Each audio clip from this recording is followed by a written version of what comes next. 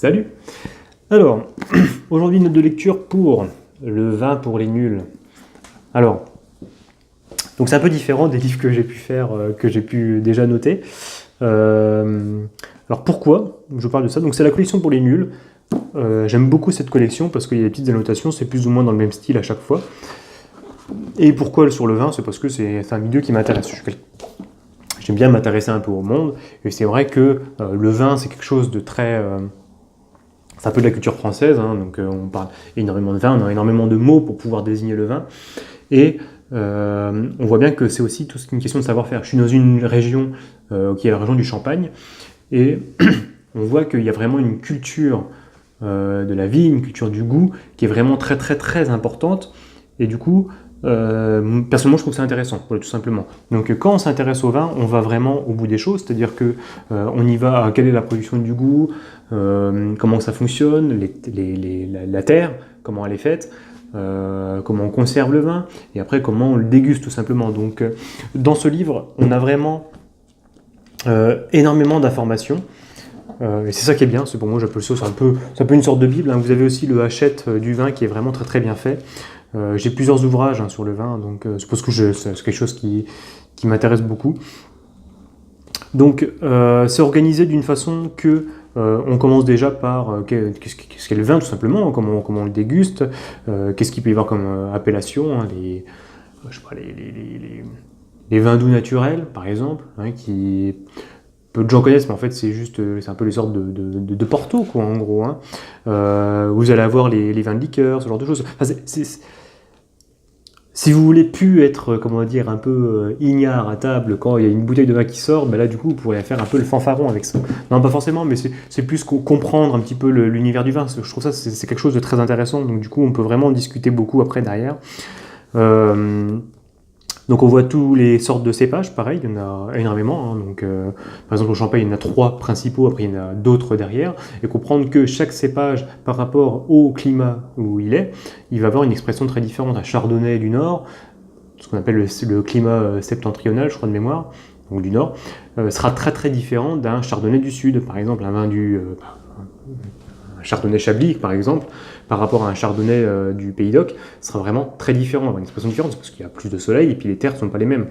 Donc, donc du coup, ce livre permet aussi d'identifier, pareil, donc de pouvoir comprendre quand vous dégustez un vin à l'aveugle, par exemple, de savoir quel type de vin c'est et comment il fonctionne tout simplement avec le taux d'alcool, la couleur, la robe, quel type de vin, quel type de verre, le nez, ce genre de choses. Donc c'est un petit peu tous les mots que vous pouvez apprendre. Et aussi comment constituer sa cave. Bon, si vous avez de l'argent à investir dans le vin, pourquoi pas. Savoir lire une étiquette, la dégustation, le vin et la santé. Et il paraît que boire jusqu'à 2 verres de vin par jour, c'est bon pour les hommes. Pourquoi pas. Et après, on a la partie que personnellement j'ai beaucoup appréciée, ça occupe une énorme partie du livre.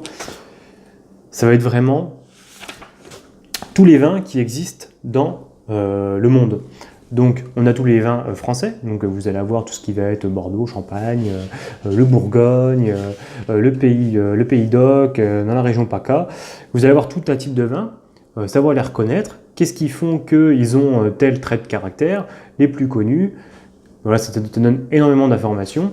Et puis après, vous avez aussi les régions du monde, donc les vins italiens, les vins d'Europe, du monde, les États-Unis. Toute une partie sur les vins pétillants également. Donc j'y ai en même temps. Hein. Voilà, moi j'ai trouvé ça pas mal. Après, il y a les accords mets et vins que bon, ça c'est plus si vous organisez un bon repas, quel type de vin vous voulez ouvrir. Puis après, derrière, c'est des questions-réponses. Donc, c'est un très bon livre qui vous permet d'avoir une bonne initiation au vin, je trouve. Ça vous permet d'avoir un peu l'information de base qui vous permettra de bien comprendre, pouvoir discuter et comprendre le vin. Ça ne vous apprend pas forcément à déguster parfaitement un vin. Donc après, derrière, il faudra aller sur d'autres ouvrages un peu plus complexes. Hein. D'ailleurs, le livre de Philippe Forbras qui s'appelle « Comment goûter un vin », je crois de mémoire, qui lui va aller cépage par cépage pour essayer de vous aider à reconnaître un vin, comprendre la robe et ce qu'on peut retenir dans le goût directement pour pouvoir faire des dégustations. Bon, là, après, derrière, c'est plus pour les initiés, pour vraiment les gros amateurs du vin. Personnellement, j'en suis pas là et j'ai peut-être pas forcément envie non plus. Donc, mais voilà, c'est quelque chose qui m'intéresse beaucoup. Et ce qui est intéressant, c'est que quand vous vous intéressez à un sujet comme le vin, derrière, vous allez ouvrir pas mal de portes. Donc,